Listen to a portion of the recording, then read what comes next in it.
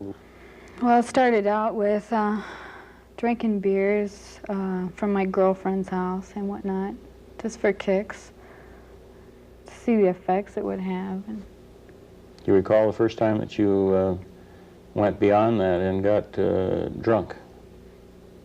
well, it more or less happened accidentally. I didn't really know what was happening to me at the time until I woke up sick the next morning. What was your drinking history, very briefly? Well, it was probably like most kids drinking, you know, that they start off, you know, like a couple times a month or something like this. Then it got into the weekends, you know.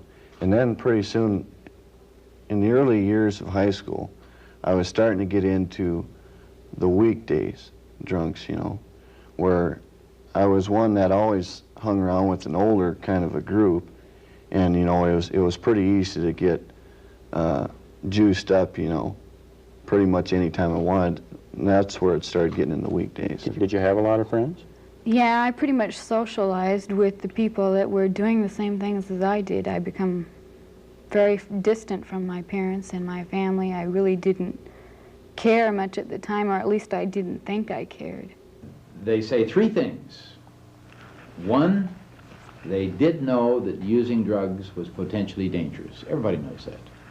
Two, they said, I never thought it would happen to me, because nobody ever thinks that they're really going to go down the tubes, even if their brother or sister did. And third, and this is very important, when I say to them, if you knew it was dangerous, and you didn't think it was happening to you, and then it did happen to you, and you saw it was happening to you, why didn't you go to your parents? 90% of the time they say they'd kill me, which translated means they wouldn't understand, they'd put me down. They didn't feel comfortable talking to their parents about a problem. The problem of alcoholism and drug addiction is becoming obviously much greater, and the awareness of it is growing, fortunately, because as we know more about it and see who is being affected by it, we see many, many people who are suffering from the illness of alcoholism and drug dependency. Another awareness that we're developing is that the young people are joining the ranks of the people who are becoming dependent upon alcohol, and that the other drug problems are very prominent amongst them. And I think that it's important that people begin to understand that it does exist, number one. Number two, to gain a little bit of understanding as to who it can affect, that being people from all walks of life. And number three, that something can be done about it.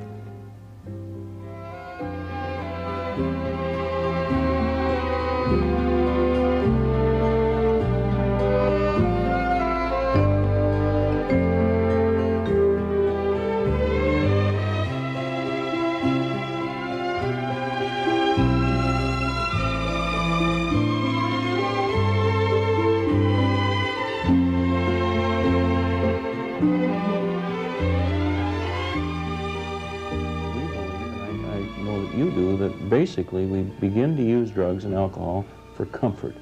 We're uncomfortable in some area of our life, and we learn that drugs do make us feel more comfortable, in addition to the experimentation and the peer pressures. But basically, there's something missing. What have you discovered?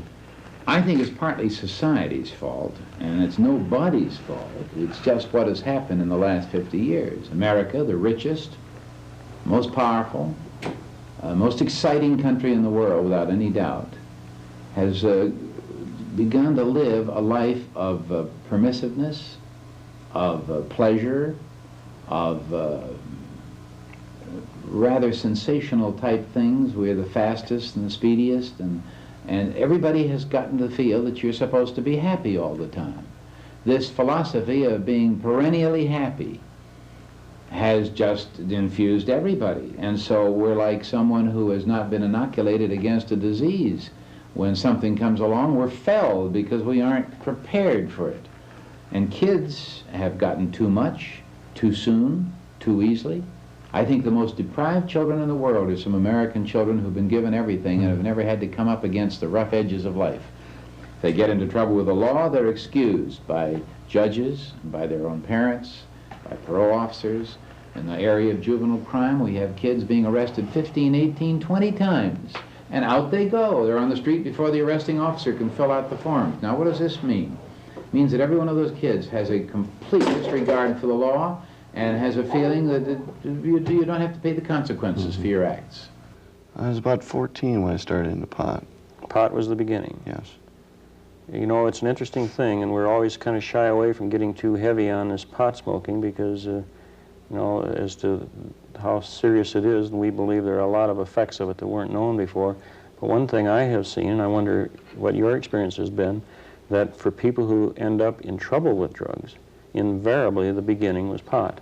Would you agree with that from what you've seen? Oh yeah, I'm firmly convinced that once a person starts in a pot, if he continues to use it all the time, he's bound to get tired of it and want to go on to something harder. Because it doesn't do for you as much as it did in the beginning? Yeah, that euphoria, it's just like alcohol, you know, you get this big euphoria when you start, but after, you know, you get into alcohol really heavy, you know, that euphoria isn't as strong. It takes more to get the same effect. And of course, that's addiction. That's the perpetuation of addiction, physical addiction, say nothing about the psychological addiction, which I think is something that we don't talk enough about. The idea that you have to be totally physically addicted, and this is true, many of us were, but sometimes it's a psychological addiction of simply needing the lift, needing the courage, false courage, of course, or needing the feelings of euphoria that the chemicals give to us. And you experienced, the pot gave you that in the beginning. What other drugs then did you get into, Derry? Well, it was mostly speed, or I've done acid a few times, which I didn't like at all. You didn't like the effect of acid? I didn't like the after effects, really. The next day you'd be walking around like a zombie. Cocaine, opium. Some of the stronger drugs I never tried to, you know, in excessive use. I've tried them, and some I liked and some I never. Even cocaine, which is the fastest growing drug perhaps in the United States today, while it's not physically addictive, you don't shake and have the effects of the kicking of the habit if you stop it, is habituating. It's in the brain, and it's even harder to kick a habit that is so pleasant and so exciting that your mind refuses to say no than it is for the body. You can take somebody into a sanitarium and cleanse him in 2 or 3 months so that his body has no physical hunger for the drug, but his brain never ever forgets, as long as he's alive, that there's a chemical cave in time of great stress and trouble that he can crawl back into. And that's the problem. I talk to many kids who have been into drugs, and they say 3 things. 1, they did know that using drugs was potentially dangerous. Everybody knows that. 2, they said, I never thought it would happen to me, because nobody ever thinks that they're really going to go down the tubes, even if their brother or sister did. And 3rd, and this is very important, when I say to them, if you knew it was dangerous, and you didn't think it was happening to you, and then it did happen to you, and you saw it was happening to you, why didn't you go to your parents? 90% of the time they say they'd kill me. Which translated means they wouldn't understand, they'd put me down. They didn't feel comfortable talking to their parents about a problem. People don't listen. No, if they do don't try to listen talk the to them. kids. Or they react very strongly and slam the door. If the kid goes to the parent and starts to edge up to a confession that he's gotten in over his head, the parent gets panicky, or he gets self-righteous, forgetting his own youthful with a cocktail in his hand, maybe. Yeah, often bashed out of his brain on a weekend. Yeah. And so the kid's driven away, and the door is shut, if he ever does go. And then where does he go? He goes to his street. He goes to his peers. Where's the worst place to go? There.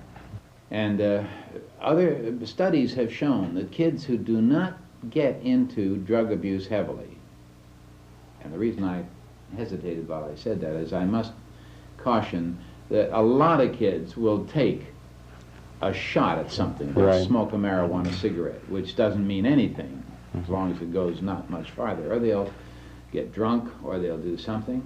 But I'm talking about the kids who get into drugs and get into trouble with drugs, one way or the other, have been found not to have a good self-image of themselves. They feel They're not as good as they should be. They've also not had parents who have had discipline and have had some fences up and were concerned about where they were, with whom they were, when they were going to get back. And also we find that kids who have a religious background, who believe in a creator, in a divine being, have less chance by far of getting into those problems. Now, you and I know that today the average American family doesn't spend more than 7 minutes a week on what I would call real interpersonal conversation. Who do you think you are? Where are you going? Why are you here? What about morality and ethics? And what would you do if? And what is happening? We're talking about who's going to watch what on television, who's going to have the family car, who's going to win the baseball game, what is my allowance going to be, what's going to come up this next summer. There ought to be some time spent in saying, anything bothering you? If you had to pick out one thing, Junior, that's really bugging you, what would it be? And then parents should say, well, I had that same problem. Were your folks aware of what was happening in your life, that you were developing a problem, or that you were certainly sometimes not feeling as good as you should, not doing as good as you should? Yeah, they never really noticed it, I don't think, right away. But in the early years of high school, when it was more prevalent, that I had a problem, that's when they began to notice it, when they found, roach clips and Pardon me, what's a roach clip for the people that may not know what we're talking about there? Art Linkletter referred to that too. Mm-hmm. What is it? Well, it's just, it could be anything, a bobby pin, a pliers, anything to hold a joint where it won't burn your fingers. Okay. Your parents discovered that in did you say that they found one of those with you, or? Yeah, they've found pipes and roach clips and Did they talk to you about them, Derry? Did they sit down and say, hey, Derry, what's going on, or how did they react to it? They weren't really sure how to handle it. I suppose they were at the age where, it wasn't, that well known about drugs as they are today. They weren't out in the open, and they didn't know how to deal with it. What would you say now, in hindsight, they should have done when they found that the evidence was really, and this isn't faulting them because so little was understood, and the concept of who the drug addict or alcoholic was not understood. So this isn't to blame them, but looking back, or if you were faced with the same thing with your son, what would you say they could have done that would have been of more help? I think communication. That's the big thing today is, I'm not blaming the parents whatsoever. I understand. But, they don't sit down and talk with the kid, I think. That to me would be really important. Just for the young person to be able to feel free to sit down and talk about it and share their problems? Yeah, find out what's bugging, What about your parents? Were they aware, do you think, of what was happening, or were you able to speak to them about it, or did you care? Yes, they were aware. I had been busted at the base gate, and busted? Yeah, they had searched my car and found marijuana on me. And, well, I guess it was on my car, it wasn't on my person. But it was then that my parents really realized I had a problem, and they searched my bedroom a couple times and busted my pipes and whatnot, and I didn't think that was very nice, but Were you able to talk to them about it? I more or less played the game. They took me to Lutheran social service, and I had to talk to them for a few meetings, and I was getting pretty well loose before I went to the meetings, and telling them I was doing fine, and really they didn't know how I was, and I wasn't about to let them know either. What were some of the more serious effects of what was happening in your life, Carla, that of course eventually led you to seek help? Well, the way I was rationalizing what I was doing, I wasn't really facing the reality of what I was doing to myself. I was more or less trying to be somebody else. I didn't really know who I was, but yet I was using the drugs and alcohol to rationalize what I was doing to myself. I thought, that was great. What physical effects did you go through? Did you have any physical problems resulting from it? I went through stages of withdrawal. Practically my whole senior year, I didn't sleep at all, except for maybe a few hours. What were you on mainly that year? I was drinking alcohol very frequently. I could pretty much hold a half a gallon of tequila by myself if in the progress of a day, I could pretty much do away with it. Did you take it to school with you? Oh, yeah. Where did you keep it at school? Well, I pretty much had a cooler in my car that was always full, in my lockers, whatnot. Did you have any physical effects during that time that you were experiencing, that you were heavy using, or have you now, in looking back, got any physical problems as a result? The shakes was one physical thing that physical, it was kind of puzzling, I suppose I was 16 when I started getting the shakes the first time. And, I never really paid that much attention to it until after a couple of 3-day bender or something, you couldn't even hold a cup of coffee with 2 hands. What about the effect that it had on your mental capacities, on your handling problems, dealing with decisions and this kind of thing? Did it impair that? Oh, it impaired that pretty much so, because decisions, I couldn't hardly make a decision by myself. And I was so incomprehensible of things, I couldn't do anything myself. I had to be shown, and it wasn't any fun at all. I couldn't think things through. Once you've been told that drugs have never been good for people in the way of making them better, more creative, sharper, the only thing drugs are good for is for medical purposes when you're sick, and even some of those can be misused, and often are, in wrong combinations. And so I say to kids, when you're using drugs, you're taking a chance you don't need to take, because the fun you get out of it, A, isn't worth the risk you take, and B, it isn't as good as it's going to be. Each time you use it, it's a little less fun, and you have to use a little more drugs. It's absolutely known fact. So you're on a way towards having something grab you. Do you have any education on the dangers of alcohol and drug abuse? There wasn't any education at all, really. Did you have any, Carla? Well, the films they showed in school and whatnot on drug use and all, I thought were a little far out. I mean, they went too far to where it made, the party look like a whole big stage of euphoria. They didn't show any of the real problems. I mean, other than if, like somebody smoked a joint, they'd put it under a magnifying glass and blow it out of proportion, Very unrealistic, really. Very.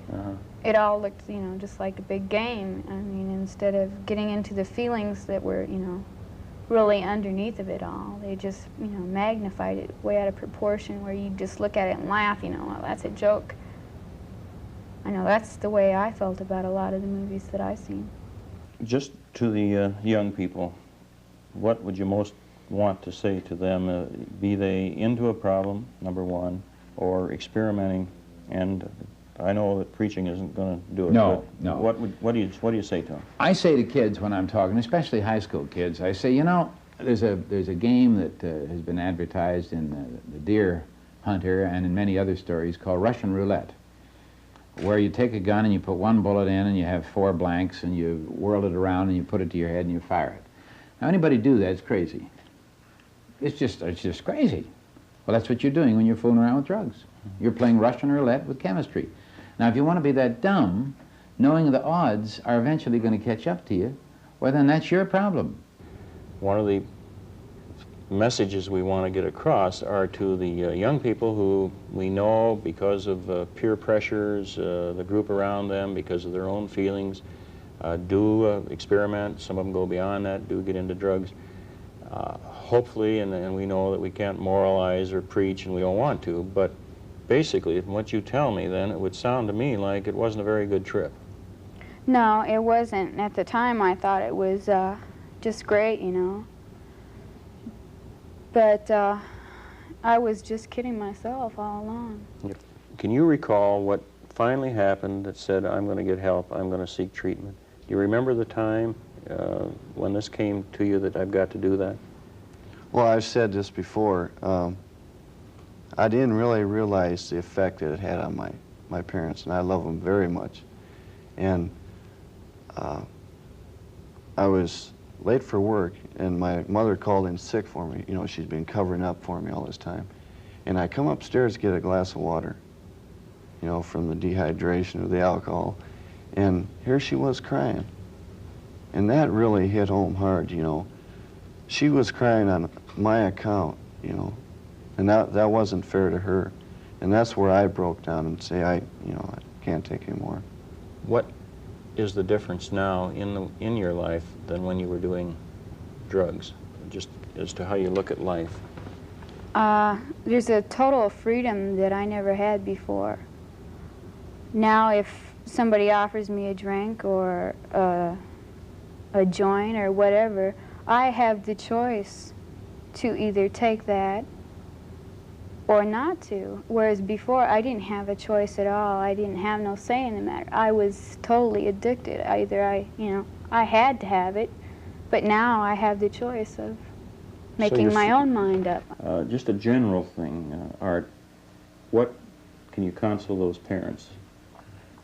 Well, the first thing I think parents should do is to take a little time and find out what the drug abuse problem is. And there are many books, many manuals, many kinds of things are put out by the Blue Cross and the Red Cross and the Boy Scouts and my books and many, many other books. And this doesn't mean you have to read and become an expert. It means you just have to have enough grasp of the situation so when you sit down and talk to Johnny or Frida or whatever her name is, you're not a dumbbell, you're not saying stupid things that will immediately alienate them or make them think you're a square and don't know what you're talking about. Just enough to know what you're talking about. Then I would open up the subject with my youngster. I'd say, I notice that some of the kids that you're running around with look kind of raunchy. It's changed. You're not going with the same nice bunch of kids that you used to go with. Or I found a roach or some pot or some pills in your room or whatever you found out. Come right out and say, look, this isn't the end of the world. You're not going to go to jail or anything, but let's find out why you need this sort of thing. Let's have a little discussion. You tell me. I'm not going to accuse you of anything. You tell me, why do you think you have to be juiced up or knocked out of your skull by something? Is there something bothering you? Aren't you happy? Can we do anything? Is there anything you're missing? And let him spill, because kids will talk if they're given a chance. And then listen. And no matter how outrageous the thing he'll say to you, and some kids test their parents by making it more lurid than it really is, just say, well, you know, if I were your age, Freddie, the chances are that I might be trying some of that stuff. Because, you know, when you're a kid, you're curious, you're experimenting. That's what growing up's all about. But let's look at some of the things that can happen and see how we can get around this in some way. It was a reasonable, sensible, thoughtful, forgiving, and loving approach. Parents should stop giving their children conditional love. Most parents give their children what I call conditional love. I'm going to love you if you're a good boy or a good girl. I'm going to love you if you don't get into trouble. That's wrong. I'm going to love you no matter what happens to you. I don't care what you do. I love you, and I'm going to help you. Now let's go from there. Where do these young people go that have gone beyond the experimentation, the peer pressure, doing it because everybody's doing it, and are now hooked? Well, in different parts of the country, there are different organizations. Your organization is a marvelous one. It's proved its worth. In some other parts of the country, if they can't get to this section, there are, in each town, there's teen challenge groups that are marvelous groups. There are some regional groups. Some of them are country-oriented with farms and ranches. Some of them, like in the back country of Los Angeles, have a place where they take kids. Some churches have marvelous drug programs. Bob Schuler has a drug ministry that is wonderfully oriented to kids in trouble. As we know, if you get into court, the judges and the attorneys there, prosecuting attorneys, will quite often give you an alternative sentence. You're either going to go into the slammer or some form of it, juvenile home, or they will say you can go out to such and such an organization And get some help. and get some help, and that's what your sentence is, to go out there and stay there. It's wide-ranging. How do you get those good feelings now?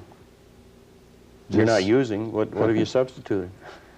Well, just a number of things. It just feels great to be alive now without having to rely on chemicals to have a good time. You feel good about yourself. Very good. You I made feel it. I can accomplish something now. We've touched on some of the highlights, that it is a big problem amongst a lot of people, that there's no respecter of person, doesn't matter the age or the social status or any of those things. But for some people it becomes a very big problem.